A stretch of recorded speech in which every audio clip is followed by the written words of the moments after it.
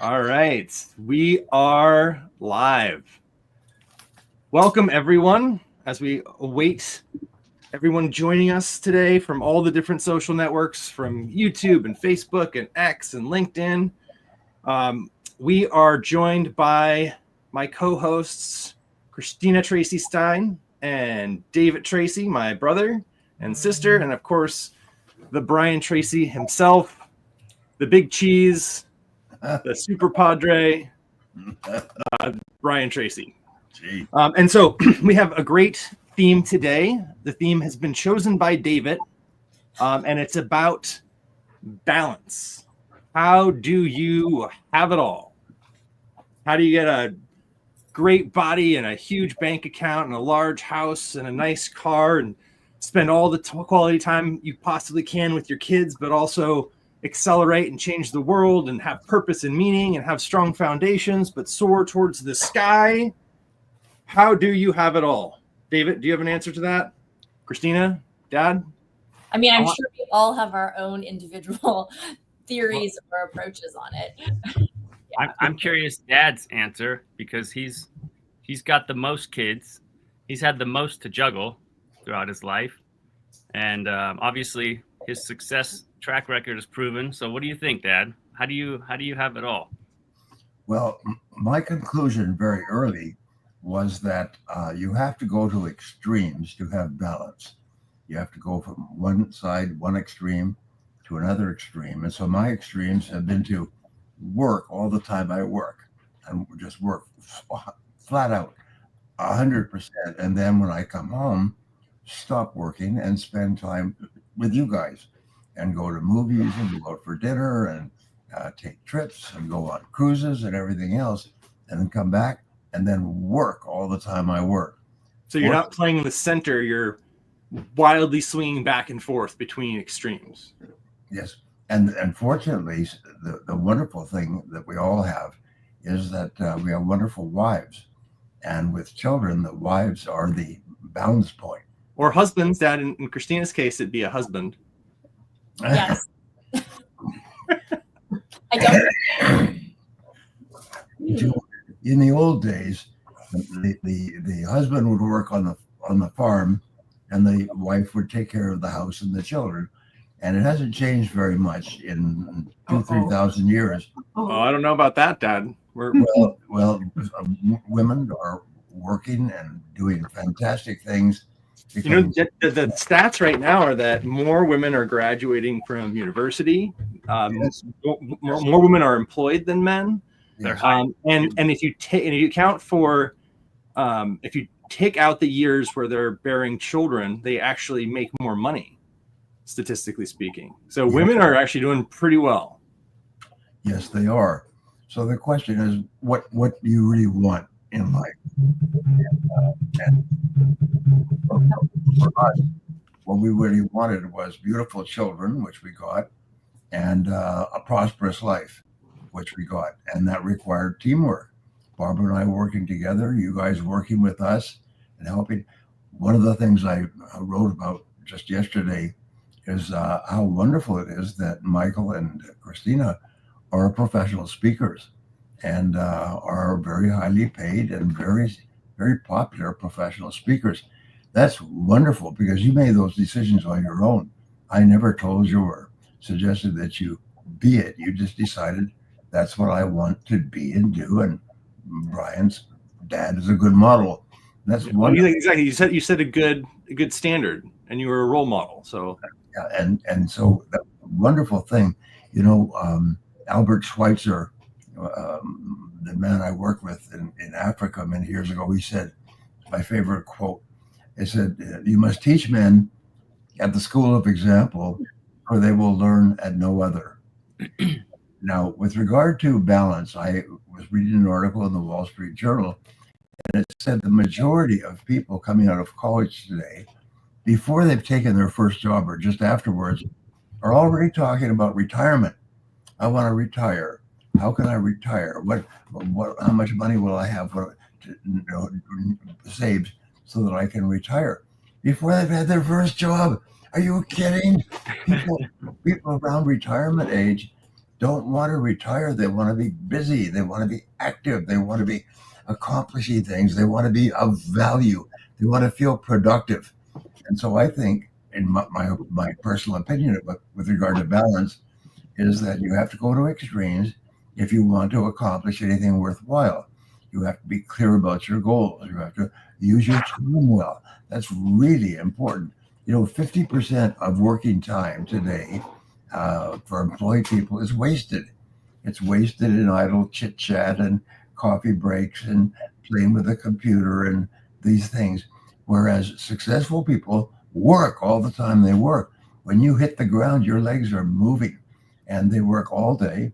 The interesting thing is if you start 1 hour earlier, like at 8 o'clock, and stay 1 hour later till 6 o'clock, the only thing that happens is you beat the traffic either way.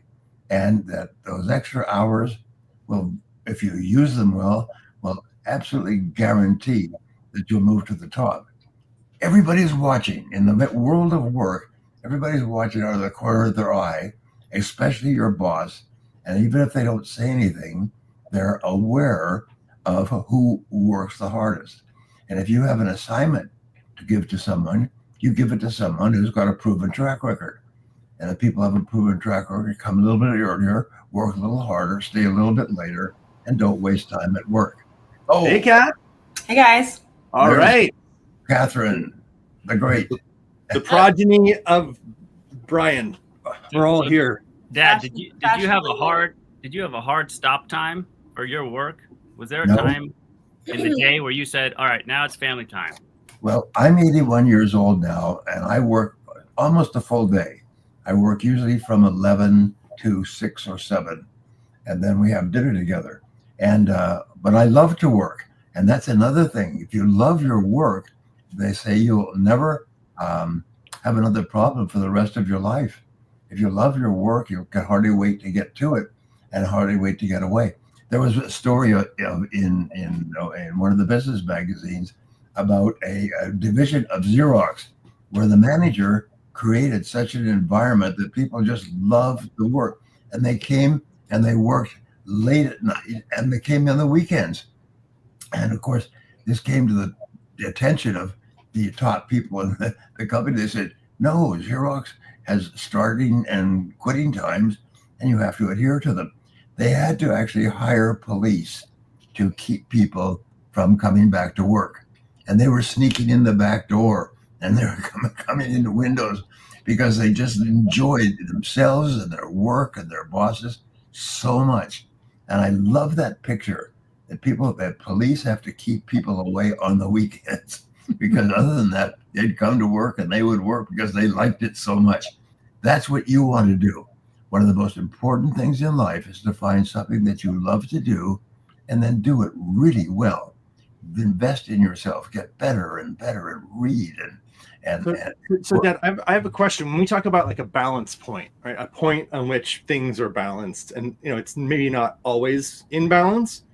What like categories would you put on that plate that you're balancing? Is it like physical, mental, spiritual? Go ahead, Christina. I just want to clarify. Let me add to that before Dad answers, because we wrote a book, Find Your Balance Point, so as you're bringing this up, Michael. And the idea is that. Can you turn up your volume, Catherine? Christina. Can you guys hear me? Dad, you have to turn up your volume. Guys, sorry. So the idea, that book came about because at the time, I think Sheryl Sandberg's book Lean In came out, and it was about for women, professional women, right? It was like, if you want to be successful in business, you have to dedicate yourself. You have to show up and delegate everything else, right? It's like, and like you're saying with the Xerox example, be there early, stay there late. That's one focus. And so when you and I talked about the Find Your Balance Point, the idea is that balance is different for everyone, right? Like David's sense of balance and Michael's and Catherine's and yours and mine are all different based on our values. So like what you're saying, Michael, about this point, it's more that you have to decide what aspects of your life are important to you, whether it's your family life, your social life, your health, whatever it is, right? And then you allocate a percentage of time to one of those things. And as long as you're investing your time and energy in those categories of your life, then you stay balanced. But if you're 50% family and 50% work, and you're spending 90% of your time on work, then you're going to be off balance, and you're going to feel it. You're going to feel guilty. You're going to become distracted. It's going to affect your productivity, your health, all of it. So you really have to decide what is important to you and make sure that your life reflects that. And that's sure, but there's got to be things that like are common to everyone. For example, like health and work and family. Some people, maybe spirituality could be on that list. Maybe it's interests or hobbies. So, Yeah. But what I'm saying is like, so like, let's say your priority is work and family, but your health is going down the tube, right? No. So yeah, your health has to be a part of it, because you can't do anything without health, as we know. Right? So what do you think are like at least the common categories that everyone should have? The foundational categories. Yeah, like what are the foundational categories? Yeah, like family, social life, work or professional ambition, hobbies, spirituality, social life. I think self-improvement or like Personal development, self-care, for sure. Primary, and then from there, it like you'd have what you do, because like you want to serve yourself, and then you can only be the best for others if you are the best for yourself. I'm curious, Christina, because you're a mother and you work full time. Yeah. And I think about my kids and how they prefer to be with Paula, and I think Michael's kids sort of prefer to be with Tasha. How have you created a balance point, able to be a present mother while also working? Can you give us an idea of your plate that you spin? Yeah, for sure. I what's really important to me is like checking in with my kids twice a day. So in the morning we have a like wake up routine. So I wake them up, I get them off to school, and like we have that time to sort of check in and just talk about our day. And then I try to maintain an evening routine. So we have dinner together, we have a bedtime routine, or just a check-in, right? My kids have aged, so it morphs. But what I have found to be the most effective for me is similar to what Dad's saying, right? Like they go to school, and from 8:30 to 3:30, I am like focused on my exercise, any work projects I have, any calls I have to make. Like I have to really tap into the self-discipline of being on it, so that at 3:30 when the school day is over, I can shift from work mode to mom mode, and I can be fully present for them. And then the next day comes and I do the same thing. Michael, what about you? What does yours look like? Is it similar to that? I'm just trying to conceptualize it, and so for some reason I keep on thinking like, well, it's not so much like a balanced plate, maybe it's like a priority list. So it's got to be, health has got to be number one, because if you're not healthy, you're not useful to anyone. And then family's got to be number two, and then it'd be work, and professional advancement and personal development and things like that. But it's got to be, I think, health and family, and then work. I think it's more of a priority list for me, I think. Aristotle said that humans are social creatures, is that we identify and we determine our own identity by our relationships with other people. So I wanted to tell you a little something that I shared with many people, and it's the evolution of people that determines everything that happens to them.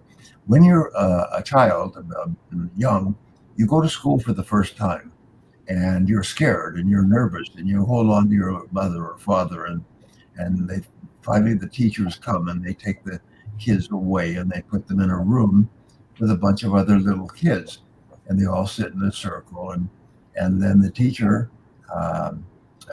brings in each of the kids, and then the kids say, "There's other kids here.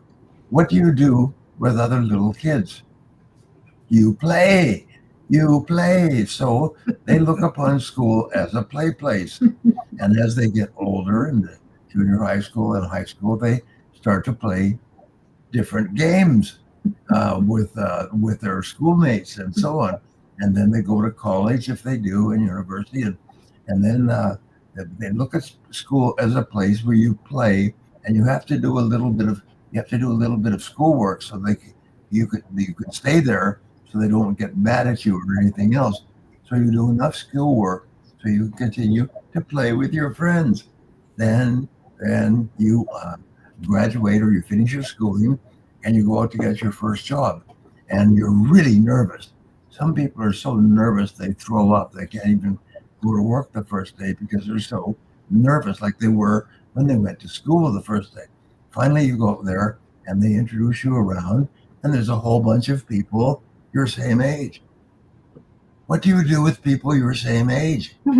You play. It's play place. And so you go out for lunch, you have coffee, and you chat, and you go for drinks afterwards. And work is your primary play place. And you've made a fatal mistake, because once you start work is workplace. Play places, and 50% of working time is wasted playing with your friends. So therefore, the secret to success is to realize this is a workplace, and when you come to work all the time you work. Don't mess around. Be friendly, be polite, so on. But people say, "Have you got a minute to talk?" Well, yes, but not right now. Right now, I've got to get back to work. Back to work. Back to work. The three most important words if you want to be a big success. Now, what determines how much money you earn? How productive you are. As Peter Drucker said, the most important word in business is results. So you have to ask yourself, what results are expected of me? And of all those results, what's the most important result that I can achieve for my company? And it'll be very clear. And then what you do is you work all the time on your most important task. And what happens is, not only do you become more productive and get more results, but you get better and better. And when the boss has to assign a task, I know because I've worked in large companies for a long time. When the boss has to assign a new task to someone, they give it to the person that's got a reputation for getting the job done quickly. And so these are really the keys. So if you're going to play, which you are, not at work. This is a workplace, not a play place. And same thing with your family. When you're with your family, be there 100% of the time. Don't try to do a little bit of work and a little bit of learning and a little bit of phone calls. You're with the family, be there 100% of the time. One of the best ways is when you go away on vacations. Like Michael just took his 3 children to, where did you go, Michael? So over the summer we went to Maui and we went to Tahoe. Yeah, and so we were with their kids exclusively, 100%. Yeah. And same as Christina, same as David, and sometime soon Catherine. Hey, Dad, did you sit down with Mom earlier in your career when it started to take off and talk about what roles you would have in our lives? You know, like delegate what sort of responsibilities Mom would have, because Mom worked with you a lot and she did a lot for your company in the beginning. So yes. You were both working hard. Yes. So was there a point where you sat down and had that conversation? No, it's ongoing. The conversation is continuous. We just wanted to be really clear that our children were the most important thing in our lives, more important than anything else. And our relationship was most important for our children. So we've had sort of an ongoing thing, like the tide goes in, the tide goes out, the tide goes in. And we've never had a disagreement, because we've absolutely agreed that our marriage is critically important, and our children are more important than anything else. And so there's never been a problem. It's just back and forth, just little negotiations, do this, do that, and so on. And I think you guys have had similar relationships with your spouses and your children. It's just a kind of a ebb and flow. We actually have a mutual friend that books us, several of us, to speak all over the world. And I remember when I was getting really busy, he pulled me aside and he goes, have you had a conversation with your wife about how much you're going to travel for work? And I was, well, no. He's like, my first marriage didn't work out because I didn't have this conversation. And he's like, you have to decide to put a limit on how much you travel for work. and you need to have that conversation with your wife, and you guys have to have a mutual agreement on how many days per month you're going to be gone. We did that. Well, here's And I Barbara. thought that was a really, Barbara's with us. Yeah, Barbara's saying you guys did that. yeah, it was really good advice. Let's get Barbara's opinion. Yeah, what's your opinion, Mom?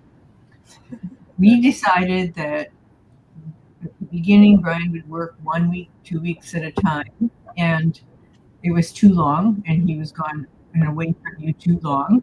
And so I made the proposition that he not work on weekends. And So no matter how much he traveled, he had to be home for Saturday, Sunday. on the weekends, because he had 5 days traveling, 2 days on the weekend, and that was a nice balance for all of us. And it was something very doable for me, and you all did very well under those conditions. I remember my heart almost stopped. She sat me down and she looked me in the eye and she said, "I don't want you working on weekends anymore." And of course, I was doing well and getting paid well. And I said, no, I can't do that because what about all the business that I was going? She said, "I don't care. I don't want you working on weekends." So I sulked for a while, and I finally came back and said, "Okay, I won't work on weekends." And you know what? All the clients who booked me on weekends were having set multi-day seminars, so they just changed booking to Friday and Monday, and I never lost a whit of business. It was perfect for everyone. So then boundaries are important, yeah? Oh yeah. Sorry, Yeah, yeah. very important. And then we would spend 100% of our time with you guys, and that's why we love you so much, and we have such a good relationship, and we admire your intelligence and your advice and your input. I mean, you guys are superstars to us. Well, I think it was different for all of us, just depending on the age we were at. So Yes. I feel like it was different experience. Yeah. Depending on where you were in your career. What was your experience, Kat, being the youngest? I think Dad traveled the most when I was youngest, but he was home a lot of weekends. Yeah. I mean, I remember trips. I remember at least we had, like, you traveled a lot, Dad, but we would do family dinners on Sunday. I do remember, that was kind of, we had certain traditions when you were in town, right? Whether it was like you and I used to go to breakfast, and I know you used to take us to the movies, and we used to have dinner. But yeah, I think Catherine, I think it does totally, depending on where he was in his career, there were different schedules. Well, what do you think? There was a study done, which I quote all the time, is they interviewed an enormous number of people and asked, what will be the most important quality for success in the 21st century? And this was the Mayo Institute, I believe. And the answer that came back was flexibility. You need to be flexible. You can set clear plans and goals and everything else, but you need to be flexible.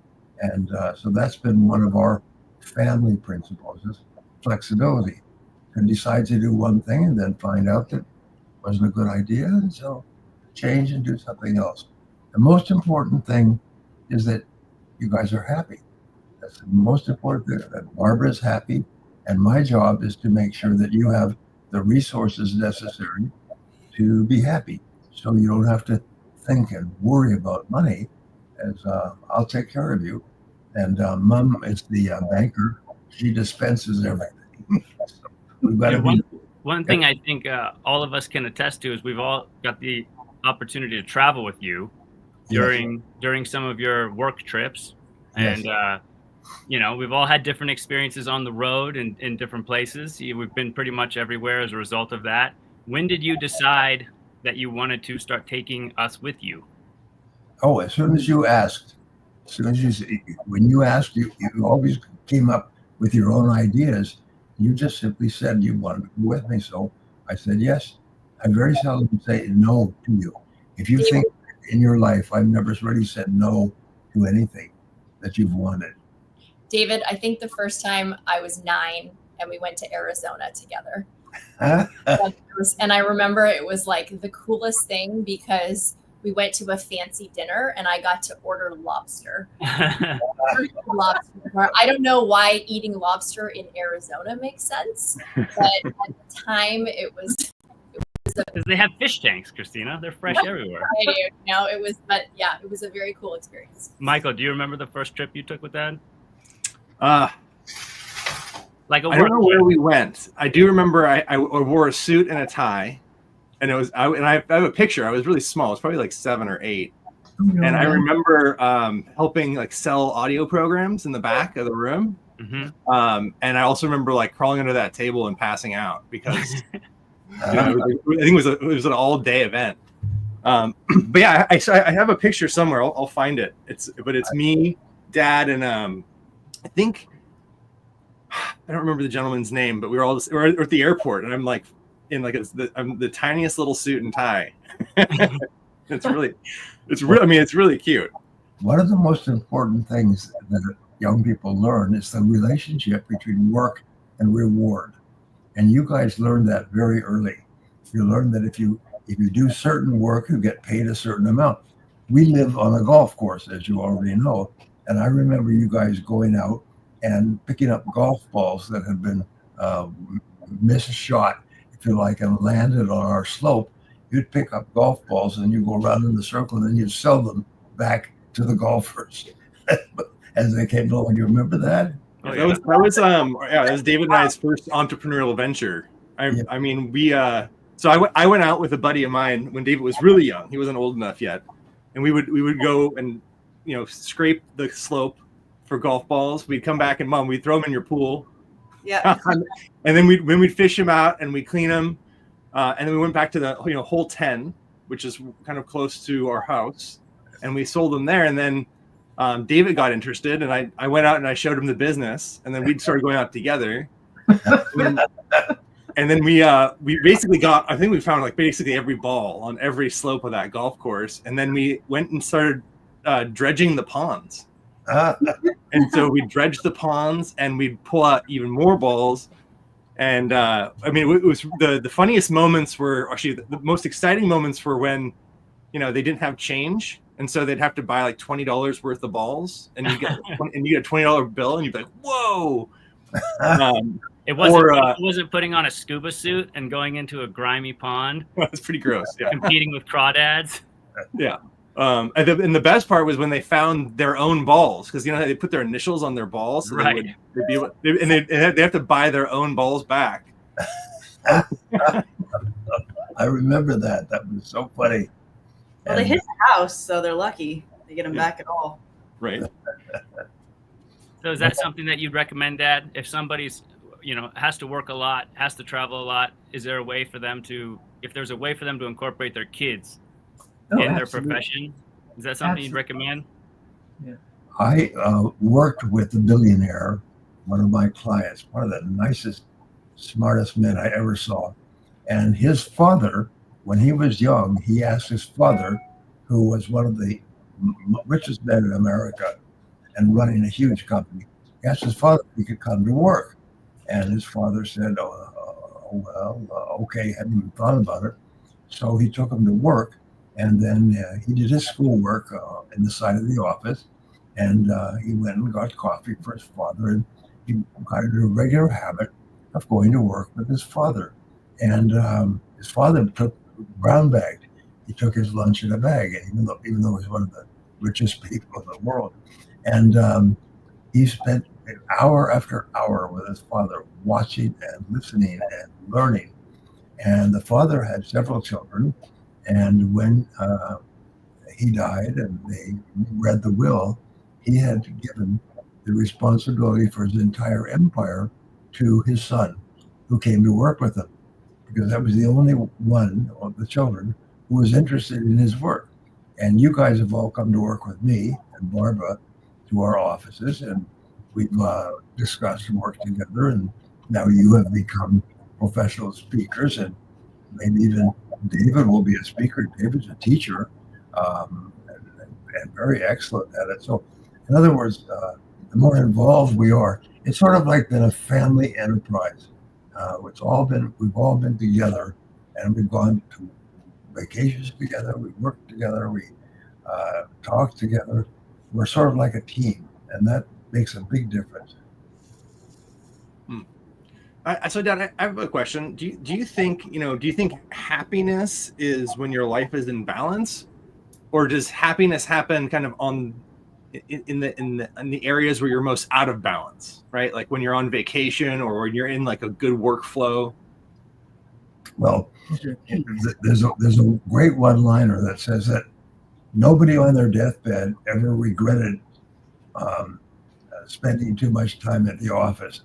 In other words, on your deathbed, the only thing that you'll remember is your relationships with the most important people in your life and how much time you give to them. So you have to work your behind off in order to be successful in a competitive society. However, keep remembering what is most important, and it's always the people in your life. So what you do is when you work hard, don't waste time, don't play, just work and get results. And then when you come home, you're in balance because you don't have to worry, oh my God, I've got to get that job done. I'm behind and everything else because you don't waste time. And if you want to be one of the top people, then you behave like the top people. And the top people get better and better doing their most important tasks. And they get automatically promoted. It's very much, you have to think, you're in a competition and you're competing with everybody else who wants the same money, the same job, the same prestige. And how do you win the competition? Well, in a race, you run faster. In a shooting contest, you shoot better. In the world of work, you get more results. So to put it in a different way, would you say that if you are wasting time at work, you are taking quality time away from your family? Absolutely. Absolutely. Because the work has to be done. If the work is not done, you'll find yourself unemployed. So you have to do the work sooner or later. And if you don't do the work during the day, you have to take it home. People say, oh, I have to work all evening because I didn't get my blah, blah, blah, or I'll do it next week. You know what they say, the old saying, they call it Blue Monday. That's the first day of work. And then they complain all week long. And then they say, what is it, Black Friday? Because I have to finish up the work, but I'm so far behind. And then there's the weekend, and if you're not caught up, you feel guilty. You think about your work, and you're afraid how much your boss is going to fire or demote you, and so on. So the answer is very simple: is to have balance, you must go to extremes. First extreme is work all the time you work. Second is play all the time you play. Is spend time with your family. Go for walks. Go to movies. Go out for dinner. Don't sit there watching television all weekend long. I've given seminars to more than 5 million people, and one of my seminars is called The Psychology of Achievement, and it's very popular worldwide on audio and video and books and so on. And one of the things that we say is that you have to work all the time you work. I missed my point there. Here, why don't I'll give you something real fast while you're thinking about your point. One of the things, in terms of like work while you work and play while you play, I think it's really helpful because, right, every day you have a certain amount of time and you make a series of choices. So every time you agree to do something, like if you say yes to something at work or you say yes to something at home, you're saying no to something else. You can't be in two places at once. So if you are, at work and you decide to take a long lunch, then you're saying no to having extra time or leaving on time to be home. If you stay later at work, you're saying no to having dinner with your family. But if you say yes to having dinner with your family or yes to going to the gym, you're saying no to staying late at work, no to taking on extra responsibilities. I think it's really helpful for people when they're setting boundaries to decide what it is they're saying yes to, because it makes it a lot easier to say no, right? If you know you're leaving at 6 o'clock because you're saying yes to something else, then when it comes to saying no, there's like conviction behind it, and you don't get manipulated if people don't push your boundaries. But without knowing why you're saying no, a lot of you're gonna default to yes, you think? Yes. Well, I just think people have a really hard time disappointing other people, right? Like when a person asks something of you, your first instinct, for the most part, I think, is to want to say yes. It's to want to like help somebody out. It's to want to extend yourself or make progress, whatever it is. And so if you say no to that person, then you're disappointing them, right? You're not giving them something they want. And I think most people struggle with that. They struggle with disappointing other people, or, you know, not being the version of themselves that others perceive. And so it's much easier, if you're the kind of person who is sensitive to that or has a hard time disappointing other people, to know to choose yourself, right? To choose why you're saying no. And then your boundary is a more solid fence. So you could create like a yes list. Like, here are all the things I'll say yes to, and then anything that's not on that list is a no by default. Yeah, I think it's, you know, talking about balance, right? If you know, like, okay, each of us has a different, like, whatever priority list balance thing. If you know that if you wake up in the morning and exercise, you're more productive and focused during the day, you get more done, you come home and you're happier with your family. You know that you have to exercise, right? Saying yes to exercising and no to sleeping in, or no to, you know, just that whatever comes up in the morning sets you up for success for the whole day. So it's a series of choices where if you wake up in the morning and you're feeling kind of tired and you want to have longer coffee, you might say, nah, I'm not going to work out today. I'd rather like take it easy. So if you take it easy, now you're saying no to exercise, but you're also saying no to like the vitality of the day. And then whatever, you get to work and you kind of continue to make these choices. So you can. So Dad, this comes into your favorite topic, which is self-discipline, right? And the definition of self-discipline is forcing yourself to do what you're supposed to do when you're supposed to do it, whether you feel like it or not. Right. Correct? Yes. And recently, my favorite response, I thought of Nancy Reagan when she was President Reagan's wife, and she started a movement because there were so many young people taking drugs. And you remember the Just Say No movement? And I remember I asked you guys around the dinner table, as what do you guys think about drugs? And you all said simultaneously, we say no to drugs. That's thanks to the DARE campaign, right? Yep. The most effective campaign.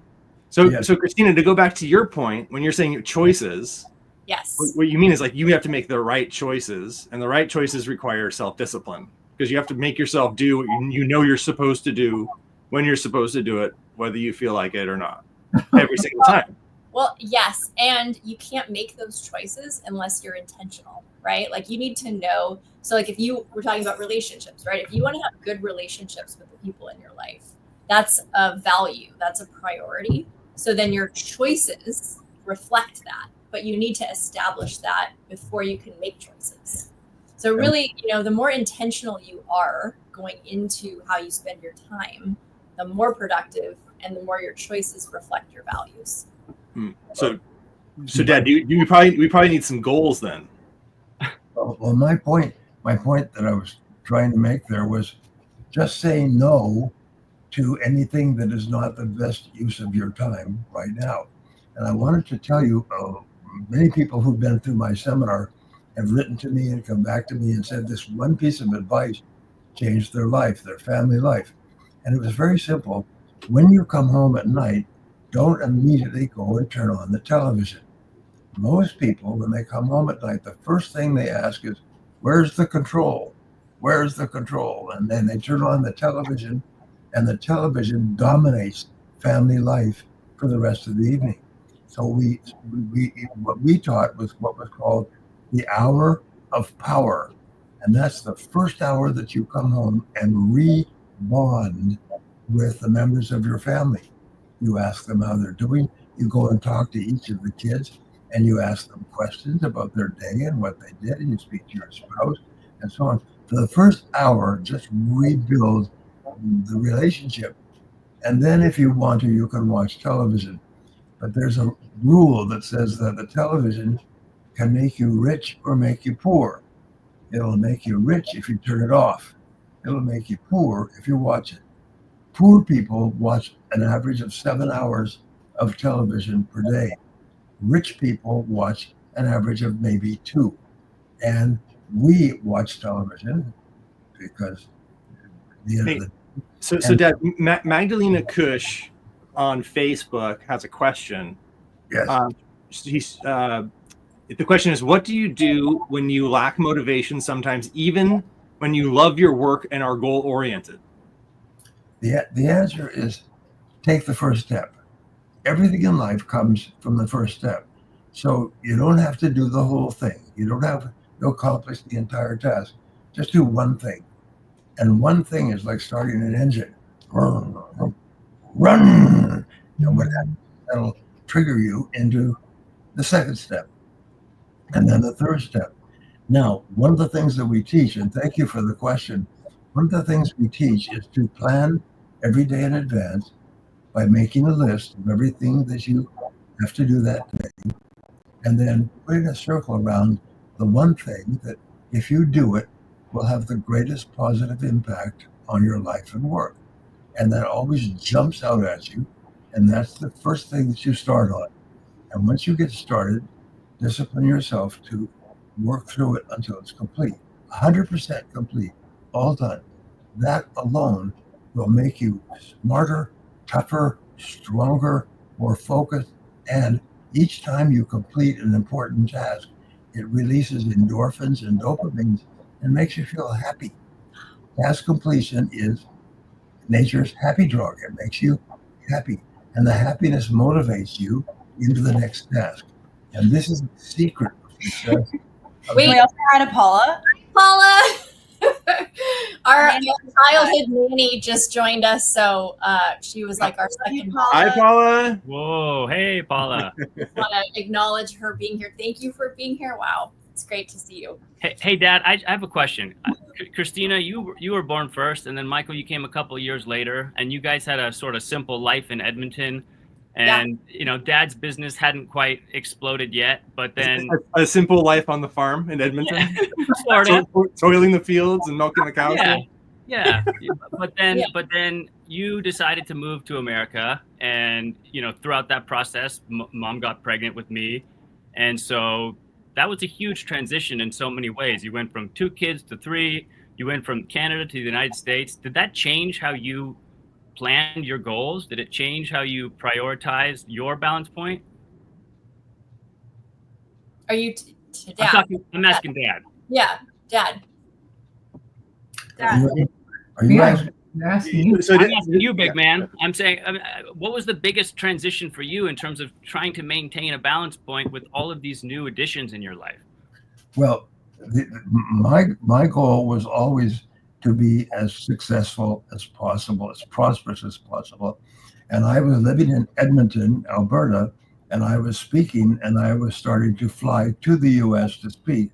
And a very wise man said, Brian, if you want to be successful as a speaker, you have to move to the US. And I still remember that conversation, and he was right. So I packed up. He said, after a year in the US, people will see you as an American speaker as opposed to a Canadian speaker, because Canadian speakers are not highly respected. So it happened. Or maybe, Dad, maybe the better phrase wouldn't be highly respected, just like not as highly paid, or sought after. Right.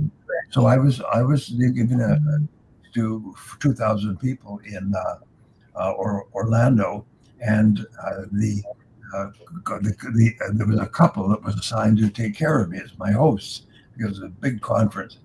And they said, if you, I said, my wife is pregnant.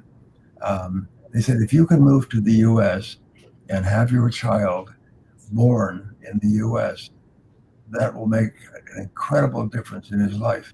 And so I called Barbara, and she was 8 months pregnant, which is, they don't let you fly at that time. And I said, pack, we're moving to San Diego. And so she did, we came down, We found a hospital, nurses, doctors, and we waited until David was born. And then we moved back to Edmonton and packed up everything and moved back down here. And we've been here ever since. And Catherine was born here as well. And then you guys became American citizens, as did we. And why? It's because America has more opportunity for more people at more levels than any other country in the history of the world. And it's turned out to be true for us. And Dad, just to piggyback off of that, and this question goes for Michael, you, and Christina, you too. You all have 3 kids. Can you tell me what the biggest transition going from 2 kids to 3 kids is?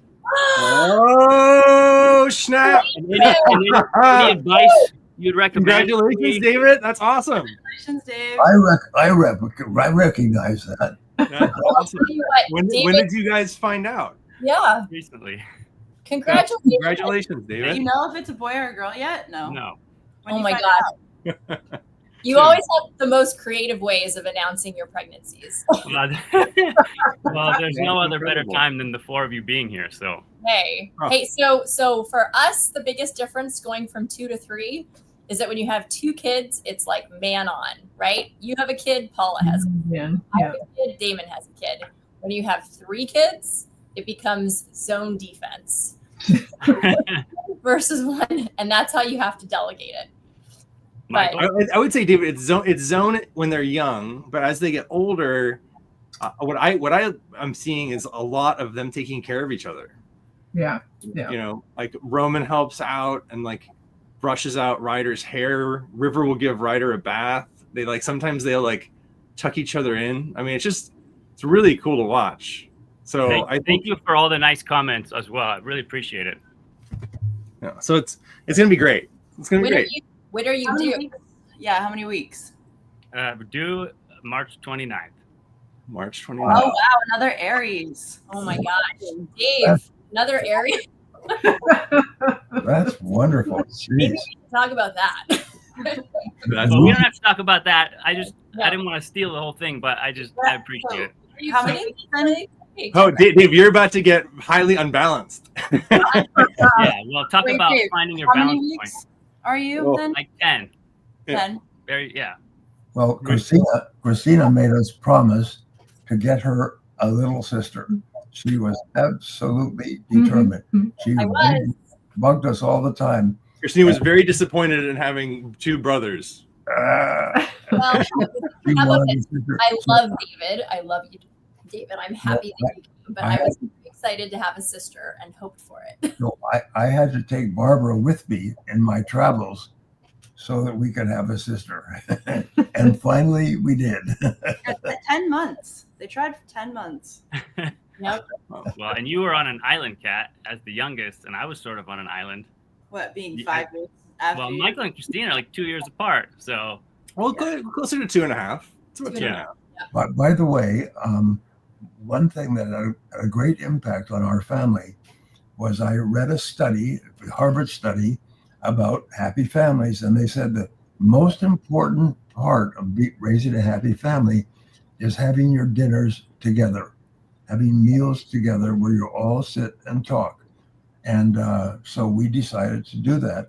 And for all of our lives together, and still today, we get together. When we go on a vacation, there's 17 people in the family, soon to be 18 people, and we all sit at one big table, like the round table of King Arthur. We sit at one big table, and the whole family's at this 18 people at the table. And I recommend that to anyone. It's absolutely amazing. You just sit together and have dinner together. that's what I always remembered. I always remembered those dinners. And that was the best part of the week. That's a tradition that I maintain with my kids, and I find that the quality of the conversation around the dinner table is always so much more intentional and clear. Yeah. And there's something that we do is, and I think actually Paula taught us this. It's like a highlight, low light, and something you learned. Yep. The highlights. you know, Well, Talk- highlight, low light, talk- and funny light. And Oh, and funny light, light, yeah. yes, we added that too. And then Tosh calls it like the rosebud and thorn, so like you basically, and everybody goes around the table and has to basically go through the entire prompt, before they can clear their plate. And so they really have to think about what they want to share and have to articulate themselves. And I think that's a really great way of getting to know and staying in touch with your kids is making sure that they all get to communicate on a regular basis. One of the reasons you guys are so confident, sometimes overconfident, but one of the reasons is because when you have spoken, everybody in your family listens to you and nods and smiles and shares. And so the next person speaks and you become accustomed to being listened to. And that's exactly the way you should be. So you have the confidence to speak up. Then you have the confidence to set your own goals. Then you have tremendous confidence. And that's a really important quality for success in life, is to have the confidence. And our favorite line in our family is, we support you in everything you do, but you're always free to change your mind. You can always change your mind. So you could make a decision and make a choice and take an action. And if it didn't work out, so what? And that gives you confidence as well, to know that the most important people in your life, your family, support you 100%. And that's really important for parents to tell their children. No matter what you do, I support you 100%. Wow, really important. What's interesting too is, Christina, your youngest child is the same age as Michael's oldest child, and Michael's youngest child is the same age as my oldest child. Yep. So, Kat, be careful. Sorry. Be careful this year, Kat. That's interesting how we've done that. I don't know if it'll work that way. Sorry. That's quite the chain. So it's 18. Juliet 18. Will is 16. Yep. Scarlett is 13. Roman Okay, is 13, and then River's 10. Let She'll be 11 on Halloween. Yeah. And then And Ryder's going to be Ryder's 6. 7 in a week, right? Yeah, and Amalia's 6. That's crazy. Yeah, that's wild. and then Andrew's 4, and then Mhm. and then baby number 3. We'll see. Wow, Hey, That's exciting. Wow. we gotta get quite the collection. I'll have to get them all in the room together. There's a famous story of this woman who has had, she's a farm woman, and she's had about 6 or 7 children. And the nurse says, well, I guess we'll see you back here in another year. And she said, no. She said, me and Clem's found out what's causing them.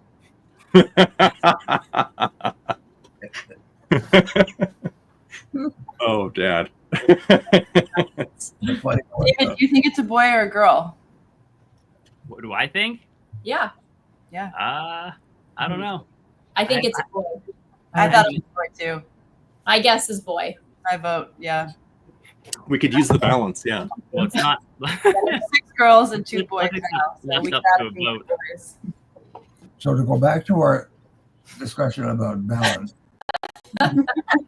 be balanced, you have to go to extremes. When you work, when you play, and don't try to mix them up. The 80-20 rule applies to everybody. And it says that the top 20% of people earn 80% of the money, 80% of the promotion and advancement. They live in 80% of the big houses and so on. And the other 80% have to divvy up the 20% that's left over. It's almost like after everybody's dined, you come back and you have the scraps that are left on the table. Your job is to make the decision, which changed my life, to be in the top 20% and be in the top people.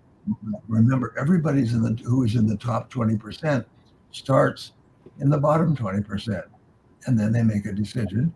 I'm going to be in the top 20%. I'm going to be one of the best people in my field. Then you can evaluate what you're doing and saying, is this consistent with being in the top 20%? And if it's not, stop doing it. We talked about Nancy Reagan and her little line, just say no. That's the key to self-discipline, is just say no to do anything that is not consistent with where you want to be in the future. Hmm. And where you want to be is the very best you can be at work, at very best parent, the very best spouse, and so on. So just say no if it's inconsistent. Turn off the television or don't turn it on. Just say no to the television. Hey, Dad, we've No learned war a lot. movies, right? Dad, we've learned a lot from you, but Joy has a question. She says, what is the number one skill or habit that you would love to learn from your children or have learned from your children? Ooh, good question. Well, I would say again, it's balance. That when I was traveling, I would travel and work very, very hard. But when I came home, I would spend all my time with you guys, with the family, with Barbara and you. So basically, it's I think it's considering the ramifications of what you do or don't do, and you ask yourself, is this the very best use of my time? And if it's not, just say no. And the best use of my time at home is to spend time with you. But what exactly have you learned from us? What have you learned from Kat, Dad? Well, Patience, humility.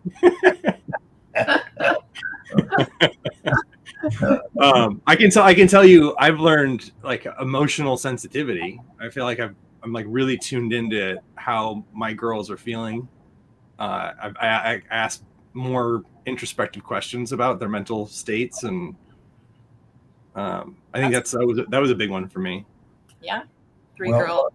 What I've learned from Catherine is to eat healthier, and I'm happy that she continually reminds me. That's good. That's a big one. Yeah. There's room for improvement, is what she says, in her gentle way. Gotta remind you regularly, you know. What have you learned from David?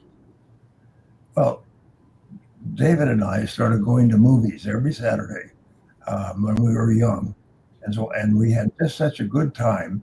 And David always chose the movies, and so whatever movie he chose, we went to, and just sort of like a 3-hour block every Saturday. It was really good. Then Michael and I did things, and you and I did things. And do you remember what we would do after the movies? Do you remember where we would go? We would go get a toy. But then later on, do you know what it evolved into? Barnes and Noble. Go to the bookstore. Yes. And you can pick out any book. Or a book. Yeah. Yes, we took you guys to the bookstore every weekend, and I remember Michael said last time, there's no budget for books. You can have as many books as you want. We'll buy them for you. So each of you has about, when you buy the has several hundred books in your bookcase, and that turns you into readers. And the wonderful line is, readers are leaders. Readers are leaders, and people who read evolve upward and become leaders in every part of their lives. Just a small thing to add. And how do you replace television? Replace it by reading. All right. What about Michael? What did you learn from Michael so far? Well, Michael is very precise and very articulate and opinionated, and so learning from Michael is an ongoing process. But I am very proud of Michael because he's such a help to us. I mean, I'm not as young as I was back in the day, so Michael is very helpful to us in our business and our planning and everything else. I'm very proud of him. Does he know? Thank you. I'm proud of you. And what have you learned from Christina? And Christina. Yeah. Oh, so much. And from Christina. Oh, Firstborn. Firstborn. Something appropriate. Something appropriate from Well, Christina asks really great questions. She's very articulate, and I always remember that story which I told last time when we were out for a walk, and we came to this lake, and there were 2 sidewalks that went around the lake and arrived at the same place. So we came to that fork, and I asked Christina, I said, Christina said, well, which way should we go? And I said, Christina, you're the leader, you decide. And she was about 9. She looked up and she said, "I'm the leader." I said, "Yes, you're the leader." She said, "Well, then we'll go this way." And we followed her. And the rest of her life, she has been the leader. She speaks up. She's articulate. She's forceful. She's determined. She's disciplined. And we say, "We're going to do this or we're going to do that." Christina says, "No, I don't think that's a good choice." And she would override us. Each of you would override us, as a matter of fact. We're always open to input. We never say, "This is the way it's going to be." As we say, "This is the way we're planning." It wouldn't work if you said this is the way it was going to be, because we all have our opinions, right? There's no lack of tenacity in your kids. Having a strong opinion, requires that you think independently and for yourself. So it's a good sign. Well, I mean, it's not necessarily the easiest thing to deal with as parents, but it's a good thing. yes. It's so much better than kids who don't have an opinion or don't feel the confidence to assert their idea. There's a story Zig Ziglar used to tell about this farmer, and this farmer had 3 boys, and he'd get them up at 6 a.m. to gather the eggs and feed the cattle and do the work and chop the firewood and so on, then send them off to school. And when he came home, he put them to work again. And one of his neighbors came by. He said, "Sam, you don't need to work those boys so hard to raise a crop." And he said, "I'm not raising a crop." He said, "I'm raising boys." That's awesome. That's a great story. One of the things that we were very clear about, Barbara and I were all joined at the hip on this, is that we wanted you guys to have tremendous self-confidence. And the way you get self-confidence is from feedback from the most important people in your life when you're growing up. So we have always given you a steady river of compliments and praise and encouragement and backing. And there's never been a time in your life where you couldn't call on us, and never been a time in your life where we didn't back you. And that has an enormous effect on you for the rest of your life. That's how it determines who you marry, determines how you raise your kids. It's just a wonderful thing to see. For us, we think that you guys are wonderful young people, younger than us. But the way you're raising your kids are wonderful young people.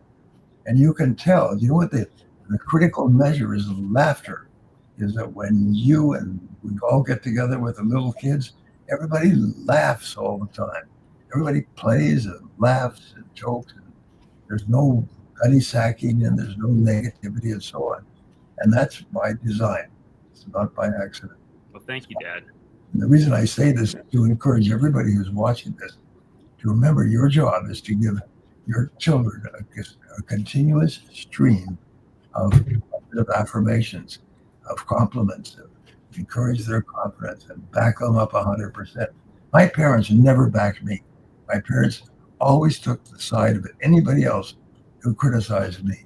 They even punished me for things I hadn't done because somebody else accused me of it. And I resolved when I have children like you, that will never happen. You guys are, I'm going to just, it's called pouring syrup all over you. I'm going to pour syrup all over you. Positive, confident, upbeat, encouragement, and so on. And so I think it's worked out pretty well. Oh, we appreciate you, Dad, and Mom, who's back there somewhere. Yeah, Barb hiding over there. And David, congratulations again. Thanks. 3 kids. Yeah, that's for you and Mom. That's going to be 9 grandkids. 9 grandkids. Is that 9? Yeah. Wow, that's incredible. Now, what is the key to? No, I've heard the definition of success is not money; it's how many grandkids you have. And how often they visit. Yeah, exactly. Probably more how often do they visit that qualifies that. Yeah. One of the most important things that we learned as we come to the end of this broadcast is that self-esteem is the core of a healthy personality, and your self-esteem is measured by how much you like yourself. And just as you become what you think about most of the time, You become what you say to yourself. And so what we have always encouraged is to say the magic words, I like myself. I like myself. I like myself. We keep repeating it over and over again until it locks in to your subconscious mind. And when you like yourself, you set bigger goals, you persist longer, you're more optimistic and positive, you're more successful, you're more personable, Balance. or balanced. People like you and you like them just by saying, I like myself. And so please, all of you who are watching today, repeat this on a regular basis. Type it in the box. I like myself. That's I like all of you guys most of the time. So, all right. Well, that brings us to the end of this episode. The theme was balance. I think we went a lot deeper. In a lot of different directions. I think it was really great. I love all you guys. Thank you for being here. We will, as always, go through all the comments and questions and address those on the next episode. Thank you to my brother and sisters, and to the Brian Tracy himself. Until the next time. Yes, and congratulations, David. Thank you. Love you you. Congratulations. Congratulations. I love you, Tell Brian. Paula that we love her, and congratulations. Of course. Give her a hug for us. Yeah. Will do. All right. Bye, everyone. We'll